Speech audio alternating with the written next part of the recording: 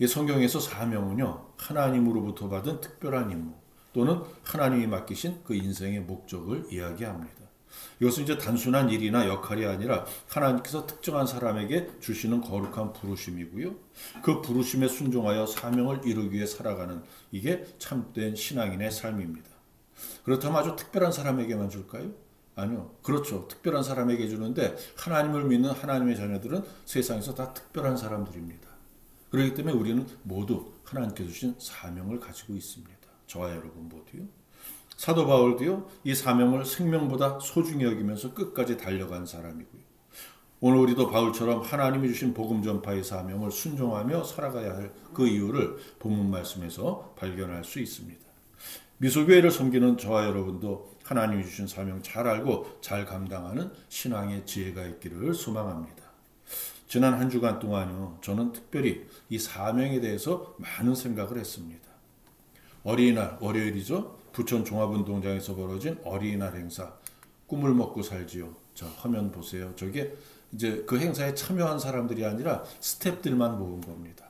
뒷줄에 제가 있는데 잘 안 보이시죠? 양복 입은 사람들 몇 사람 사이에 제가 있습니다. 개막 예배 함께 드리고요. 이제 스태프들과 함께 사진을 찍은 거고요. 어린이들 그리고 어린이 손잡고 온 부모들은 뭐 말할 것 없이 꽉 찼습니다.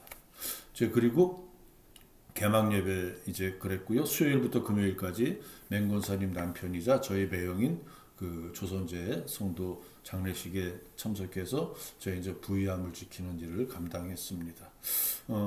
그 사이에 우리 아까 말씀드린 대로 홍정미 집사 올케 장례식장도 다녀왔고 그 사이에 또 우리 김신정 집사님으로부터 최교 집사 손녀 같다는 그런 소식도 들어서 어제 통화를 했고요. 근데 제 매형은 78세이고 홍 집사 올케는 46세랍니다. 이 한 주간의 일정 속에 어린이날부터 시작해서 우리 승영군 딸 탄생 그리고 이렇게 세상을 떠난 분들 이 일정 속에 생로병사가 다 들어있었습니다. 갑작스럽게 소천한 저의 매형이요. 옛날 같으면 장수한 나이죠. 그런데 지금은 아니잖아요. 78세. 이제 70대의 죽음은 허상이 아닙니다. 좀 아쉽죠. 그런데 반백년도 안 되는 인생을 살고 떠난 두 아이 엄마를 조문할 때는 그 한치 건너 두치란 말이죠. 매형보다는 조금 더 먼 사이임에도 훨씬 더 마음이 안타까웠습니다. 신우이가 집사인데 예수를 모르고 죽었잖아요. 제가 홍 집사를 비난하는 게 아닙니다. 우리가 다 마찬가지입니다. 제 형들도 예수를 안 믿잖아요. 목사의 형들인데. 우리 주변을 돌아보세요. 여러분과 가까운 사이에 예수 안 믿는 사람이 아무도 없습니까? 그러지 않죠. 아마 많이 있을 겁니다. 어느 대형교회 목사님이요. 자기 교회 교인들을 모두 거짓말장이라고 하더랍니다. 다른 자기 교회에서 한 얘기는 아니고요. 다른 데 나가서 세미나 할 때 자기 교회 교인들이 다 거짓말장이다. 한 2, 3만 명 모이는 교회인데 거짓말장이다. 왜 그러냐 그랬더니 총동원 전도 행사를 하면서 전도 대상자를 적어내라고 하면요. 자기 주변은 예수 안 믿는 사람들이 없어서 적어낼 사람이 없다고 다들 그런답니다.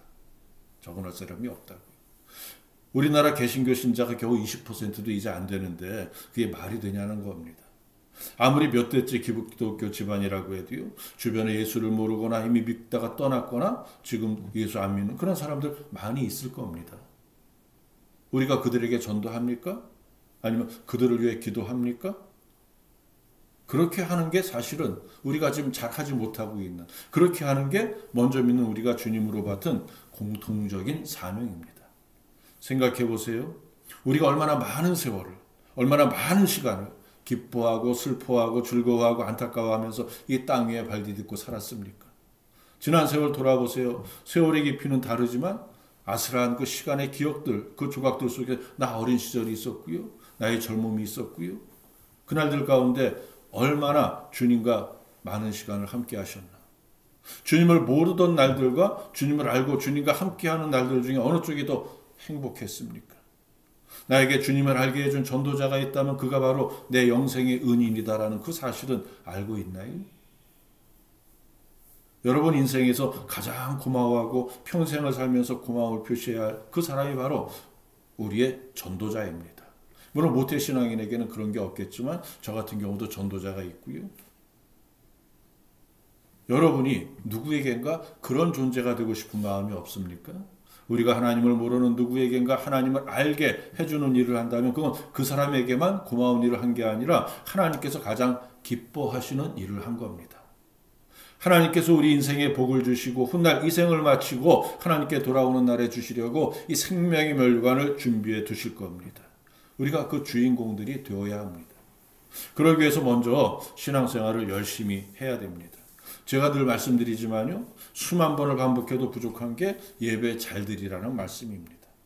우리에게 전도의 사명도 있지만 그 사명을 잘 감당하기 위해서 먼저 하나님을 잘 알아야 되고 그러기 위해서 먼저 예배를 잘 드려야 되는데 늘 이렇게 예배를 잘 드리는 분들만 앉혀놓고 이 얘기를 하려니까 참 마음이 안타깝습니다. 예배 안 드리는 분들이 좀 와서 들어야 되는데. 어린이날에 그 부천 종합운동장에서 열린 꿈을 먹고 살지요요. 거기 목사들이 모여서 이제 담소를 하는데 갑자기 그 주관하는 목사님이 음향 쪽에 가서 손짓을 합니다. 아무개 집사 이리 좀 와보라고요. 그러니까는 뭐 반바지, 티셔츠 뭐 이렇게 간단하게 입은 청년이 막 뛰어오더니 우리에게 폴더 인사를 합니다. 그리고 다시 돌아갑니다. 그 모습을 보면서 목사님이 저 친구 직업이 뭔지 아냐고 묻습니다. 우리 당연히 모르죠. 모릅니다. 놀랍게도요. 판사랍니다. 현직. 처음 지방법원 그 부장판사직을 보직을 대전으로 받았는데 그 보직을 마치고요. 지금은 4년 임기 재판연구관으로 이제 재직 중이랍니다. 근데 대전에 근무할 때요. 주일 성수를 했답니다. 칼같이 했답니다. 그리고 음향을 만지는 거죠. 본직은 판사지만 교회에서 음향을 담당하는 일을 뭐 오랫동안 그렇게 계속 하고 있답니다. 반전인데요. 또 그 교회에서 제가 이제 안수한 그 안수위원으로 안수식에 참여했던 그 장로님이 있는데요. 우리 소풍 사거리에 있던 그 기독교 서점이 있는 그 건물의 2층에 있던 김진영 한의원 원장입니다. 근데 1년 전에 진천으로 이사했거든요. 한의원 문 닫고요. 진천에서 한의원 하죠. 지금. 그분은 잘 나오냐고 물으니까 장로니까요. 장로인데 진천으로 가셨는데 어떻게 옮기셨나요? 여기 나오시나요? 당연히 주일 성수하죠. 지금 재정부장으로 섬기고 있습니다. 한 분은 대전에서 왔었고요. 한 분은 진천에서 옵니다. 제가 시간을 티맵으로 체크해 보니까 주일 아침이라도 2시간 안팎 걸립니다. 오는 길에. 판사나 한의원 원장이나 그들의 일도 수월한 일이 아닌데 하지만 주님의 일, 내가 받은 사명이 있기에 주일마다 먼 길을 오가면서 충성을 다하는 겁니다. 이렇게 충성하는 성도들이 있으면 얼마나 좋겠습니까만 저는 여러분도 그런 상황이 돼도 그렇게 충성하는 우리 미소가족 성도라고 저는 동역자라고 믿습니다. 근데 이렇게 자리가 많이 비어있는 것, 이것을 보면서 안타까운 마음이 참 큽니다. 목사가 예배자의 많고 적음에 뭐 집착하는 게 아닙니다. 제 책임이 크거든요. 우리가 개척교회로 처음부터 이렇게 한 가정 한 가정 올라와서 지금 이 인원이라면 이게 우리 희망이 있는데요. 하나님이 많이 보내주셨는데 그 성도들의 영적 생명이 저에게 달려 있었는데 근데 그들이 떠날 때 단 한 번도 잡은 적이 없습니다. 다른 목사님 사모님 이야기 들면요. 울며 불며 매달리고 막 그런다고 합니다. 막 집 앞에 가서 막 뜰을 쓰고 저는 아무리 안타깝고 아무리 섭섭해도 그분의 의사를 존중해서 다 기도하고 보내드렸습니다. 갑자기 교회가 어려움에 빠져서 저 부천 부건 프라자로 이사해서 그리고 바로 얼마 안 돼서 우리 회계집사 가정이 떠날 때는요. 제가 환송 예배까지 드려드렸습니다. 그래서 그분들이 다른 교회 가서 신앙생활 잘하면 문제가 없겠죠. 하지만 우리 김 집사님 지금 그냥 카페에서 카페 운영하고 계십니다. 주일날도요. 교회 안 가고. 그런 분, 그러니까 예배를 아예 교회를 떠나는 분들이 더 많거든요. 임 집사님도 그렇고요. 여러분들 신앙을 떠났습니다. 제가 더 강력하게 붙잡아야 하는데 그래야 그분들이 영생의 길, 구원의 길에서 멀어지지 않는데 그걸 제가 못한 겁니다. 그게 저의 죄잖아요. 죄. 목사로서 저의 죄. 앉아 있어야 할 성도가요. 없는 그 빈자리가 바로 사단의 기쁨이거든요.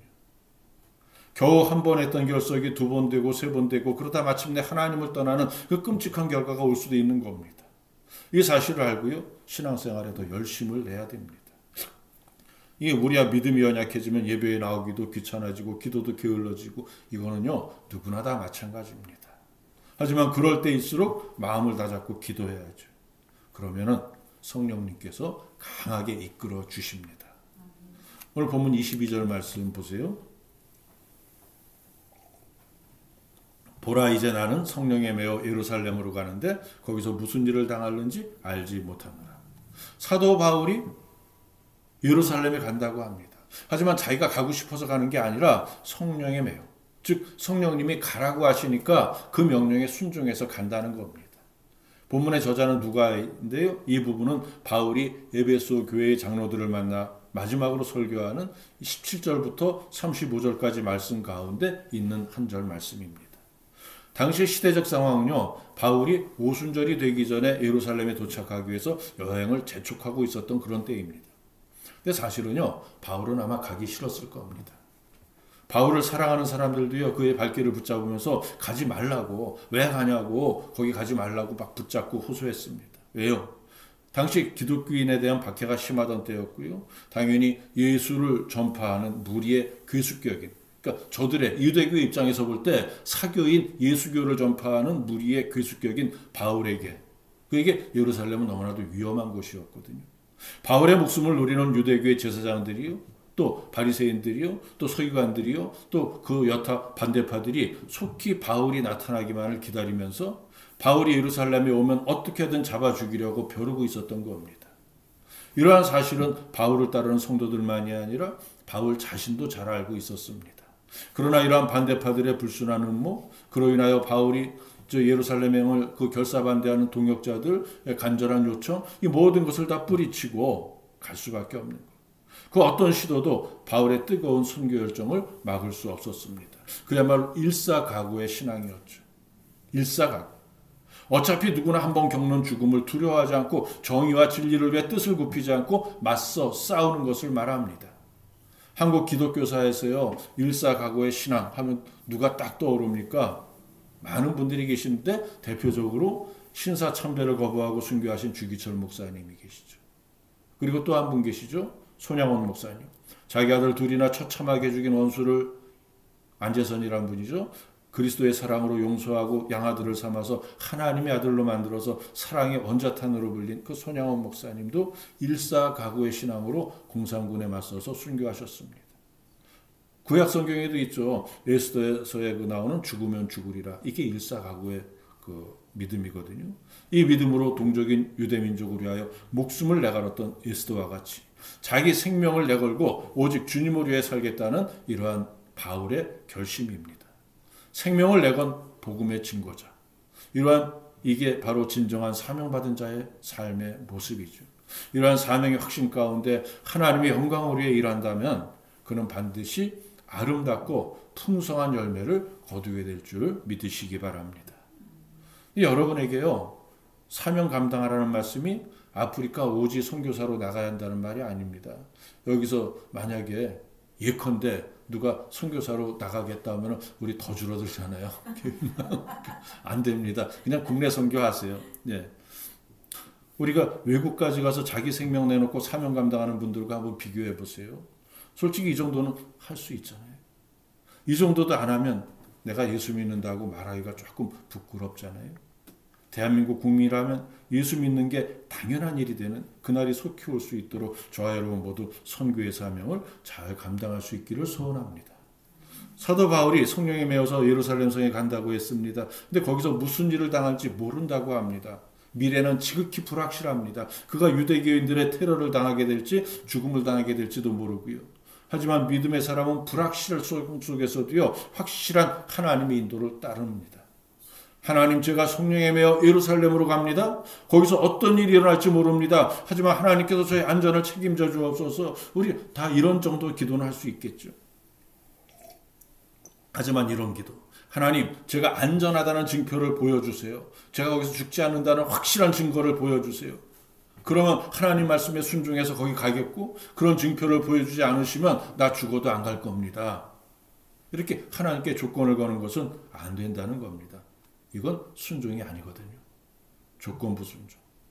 예루살렘에 가서 죽을 수도 있지만 그냥 묻지도 따지지도 않고 가는 게 그게 순종입니다. 만약 그런 일이 벌어져도 감당해야 되겠죠. 보세요. 하나님께서 스데반 집사를 통해서 그의 죽음을 통해서 복음의 지경을 넓히셨거든요. 사도행전 1장에 보면 예수님이 승천하시면서 예루살렘을 떠나지 말고 아버지께서 약속하신 것을 기다리라고 하셨습니다. 성령의 임재를 기다리라는 말씀이었죠. 그리고 성령이 임하시면 권능을 받고 예루살렘과 온 유대와 사마리아와 땅끝까지 이르러 주님의 증인이 되라고 하셨습니다. 예루살렘에 머물러 있지 말고, 그러니까 성령 받을 때까지는 머물러 있되 성령 받고 나면 머물러 있지 말고 땅끝까지 흩어져서 복음을 전파하고 주의 지경을 넓히라는 말씀이었죠. 근데 보세요. 어떻게 했습니까? 제자들이 성령 받고 바로 땅끝까지 흩어졌나요? 아니죠. 여기가 좋사오냐 하면서 다 그냥 예루살렘에 함께 복작복작 모여 있었습니다. 그러다가 스데반의 순교 사건이 일어난 겁니다. 이 일을 계기로 본격적인 박해가 시작되니까 여기 놀란 제자들이 천지사방으로 다 흩어져 버린 겁니다. 땅끝까지. 상황은 도망친 것 같이 보이지만 그들이 도망쳐서 가는 곳마다 예수의 복음을 전했거든요. 그래서 예수 그리스도를 믿는 종교가 세계로 퍼지게 된 것이죠. 이게 주님의 방법입니다. 스데반은 복음의 땅끝까지 전파하기 위한 주님의 도구로 사용되었던 것이고요. 그래서 그의 죽음은 기독교사에서 아주 영광스러운 순교로 길이 남게 된 것이죠. 성경에 올랐잖아요. 믿음의 눈으로 볼 때 스데반이 순교 후에 주님과 안식하게 된 것은 의심할 여지가 없는 사실입니다. 그러니까 바울도 이렇게 생각할 수 있었습니다. 내가 만약 예루살렘에서 죽는다면 주님이 나의 죽음을 통해서 이루시려는 일이 있구나. 나의 죽음으로 주의 지경을 넓히고 영광 받으시려고 하시는구나. 아마 이런 생각하고 믿음으로 받아들일 수 있었을 겁니다. 하나님의 부르심 앞에 조건 없는 순종이 필요합니다. 근데 보세요. 바울은 이미 성령께서 자기에게 하신 말씀을 듣고 앞으로 무슨 일이 벌어질지 알고 있었습니다. 23절 보니까 오직 각 성령이 각 성에서 내게 증언하여 결박과 환난이 나를 기다린다 하시나. 바울은 장차 다가올 고난, 순교로까지 이어지는 그 고난에 대해서 이미 알고 있었습니다. 하지만 조금도 두려워하거나 회피하지 않았습니다. 성령께서는 미래의 어려움까지도 준비하시는 분이라는 그 믿음으로 철저하게 순종했던 겁니다. 주님을 섬기는 과정에서 고난 받을 수도 있습니다. 바울과 감히 견줘서 말하기는 부끄럽지만 저도 고난 받았습니다. 잡혀가기도 하고 끌려가기도 하고 또 뺨도 맞고 여러 가지로 그랬습니다. 하지만 그것도 사명의 일부일 수 있다는 사실을 우리가 알아야죠. 24절 말씀, 이 말씀을 함께 읽겠습니다. 시작. 내가 달려갈 길과 주 예수께 받은 사명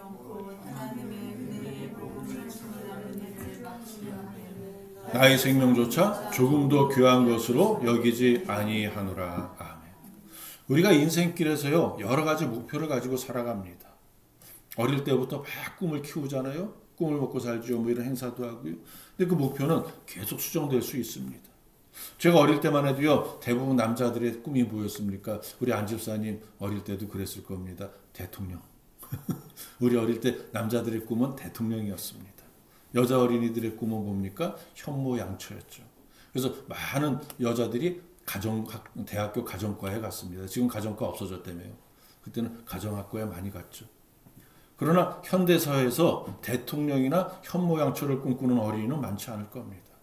가장 최근에 조사된 어린이들의 장래 예망을 보면 운동선수가 1위를 합니다.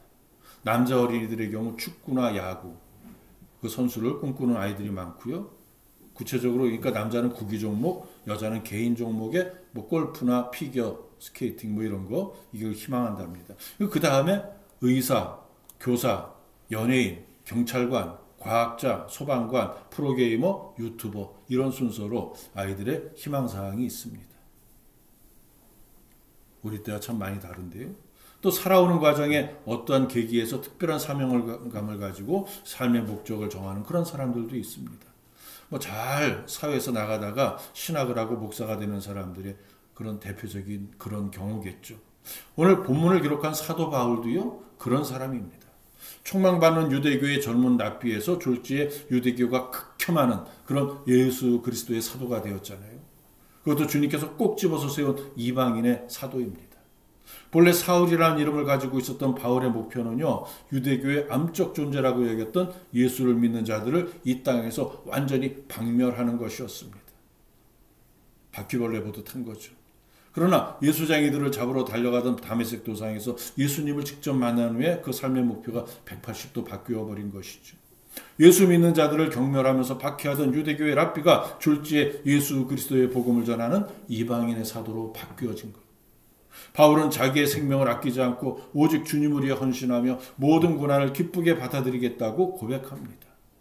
이 말씀을 통하여 우리도 각자 삶에서 어떠한 사명을 이루기 위해서 살아가야 할지를 진지하게 고민해 봐야 합니다. 자신의 생명을 조금도 아끼지 않겠다는 바울의 말은 그가 얼마나 주님을 사랑하고 주님으로부터 받은 그 이방인의 사도로서의 사명을 얼마나 중요하게 여겼는지를 보여줍니다. 예수 그리스도를 믿는 우리도요, 우리 자신의 삶을 희생하고 다른 사람을 위해 살아가는 게 과연 가능한 일일지, 얼마나 중요한 일일지 진지하게 생각해 봐야 됩니다. 그런데 보세요. 지금 우리는 우리의 생명을 어떻게 사용하고 있습니까? 과연 우리의 삶 가운데 주님을 위해 헌신하는 그 삶의 비중이 얼마나 될까요? 주님께서 주신 전도의 사명을 이루기 위해 얼마나 적극적으로 나서고 있습니까? 24절 말씀을 시작하는 나의 달려갈 길과 주 예수께 받은 사명 곧 하나님의 복음을 증거하는 일을 마치려 하노라. 이 구절은요, 예수를 주로 믿는 우리에게도 각자에게 주어진 각각의 사명이 있다는 사실을 알게 해줍니다. 사명은 단순히 교회의 일이나 목회자의 일만이 아니라고 서두에제 말씀드렸죠. 목사만 하나님으로부터 사명을 받고 성도들은 예배만 잘 드리면 되는 게 아니라는 말입니다. 모든 그리스도인은 한 사람도 예외 없이 하나님께서 주신 각자의 사명을 받았습니다. 그것을 발견하고, 그러니까 다시 말해서 나의 은사, 달란트를 발견하고 그 사명을 이루기 위해 살아가는 것이 온전한 그리스도인의 삶입니다. 우리가 받은 사명이 얼마나 중요한 일인지 꼭 깨달아야 됩니다. 사명은 우리에게 삶의 방향을 제시합니다. 그리고 목표를 향하여 나가게 만드는 힘의 원동력이 되어줍니다. 사명을 이루는 일, 그러한 삶은 만만치 않습니다. 보람도 있지만 기쁨도 있지만 고난도 있습니다. 헤쳐나가기 힘든 난관에 부딪힐 수 있습니다. 정말 억울하고 복장 터지는 그러한 일을 당할 수도 있습니다. 성경을 통해 우리가 알고 있는 바울의 삶이 그랬습니다. 기쁨보다 고난이 훨씬 많은 삶이었습니다. 근데 바울이 뭐라고 합니까? 고린도서 12장 10절 보니까 그러므로 내가 그리스도를 위하여 약한 것들과 능력과 궁핍과 박해와 곤고를 기뻐하노니 이는 내가 약한 그때에 강함이라. 약한 것, 능력, 박해, 공고, 즉 모든 그러한 고난을 기뻐하겠다고 합니다. 자, 이것이 고난이 단순한 고통이 아니라는 거죠. 사도 바울이 세상에 우리 예수 그리스도를 알리기 위해서 겪었던 그러한 고난, 그것은 하나님과의 관계를 더욱 깊게 만드는 영적 동력이며 그리스도인들의 신앙을 성장시키는 긍정적인 기회를 만들어주는 유익하고 긍정적인 그러한 고난이었습니다. 우리도 삶에서 어려움을 겪게 되었을 때 그것을 어떻게 바라볼 것인지에 대한 태도가 중요합니다. 고난을 통해 하나님을 의지하고 그분의 뜻을 찾아내는 기회로 삼아야 합니다. 바울에게는 주님이 주신 커다란 꿈이 있었습니다. 그것은 예루살렘과 로마를 거쳐 세상의 끝, 앞에서 말씀드린 대로 땅끝까지 복음을 전하는 겁니다. 주로 이제 땅끝은 그 이방인들이 살잖아요. 영적으로 해석하는 땅끝은 하나님께 대해 부정적인 이방인들인데 성서 지리학의 측면에서 그 당시 땅끝은 유럽이었습니다. 특별히 초대교회 당시에는 지금의 스페인 지역을 땅끝으로 이해하고 있었습니다. 왜요? 그때는 지구가 네모나다고 이렇게 생각했잖아요. 스페인을 넘어가면 아마 떨어질 거야. 이제 그렇게 생각했죠. 그래서 거기까지 땅끝인 스페인까지 복음을 전하겠다. 이게 이방인의 사도인 바울의 소망이었습니다. 그러나 그 꿈을 온전히 이루지 못하더라도 성령의 인도하심 가운데 최선을 다해서 주어진 길을 달려가면 아무런 후회도 없다는 게 오늘 본문의 숨은 뜻입니다. 이러한 사도 바울의 마음이 잘 표현된 말씀이 디모데후서 4장 7절입니다. 보세요. 나는 선한 싸움을 싸우고 나의 달려갈 길을 마치고 믿음을 지켰으니. 우리도 이러한 소망을 가져야 됩니다. 우리가 이 세상에서 이룰 수 있는 일에는요, 한계가 있습니다. 모든 사명을 완벽하게 다 이루는 것은 불가능합니다. 우리에게 주어진 분량만큼 하는 데까지 꾀부리지 않고 게으름 피우지 않고 열심히 하는 것, 할 수 있는 데까지 하는 거죠.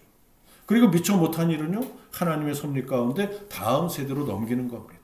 사도 바울이 끝내 못 이룬 일, 사도 바울이 끝내 못 이룬 일, 베드로와 12제자가 다 못 이룬 일을 그의 제자들에 의해서, 또 그 제자들에 의해서 2000년 동안 중단 없이 이루어져 왔습니다.